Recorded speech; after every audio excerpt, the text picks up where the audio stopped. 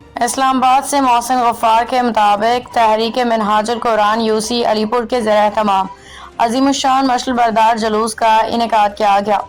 تحریک منہاج القرآن یوسی علی پور کے زیر اہتمام نبی کریم صلی اللہ علیہ وسلم کی 1500 سالہ جشن ولادت کے موقع پہ استقبال ربیع الاول کے سلسلہ میں عظیم الشان مشل بردار جلوس کا انعقاد کیا گیا۔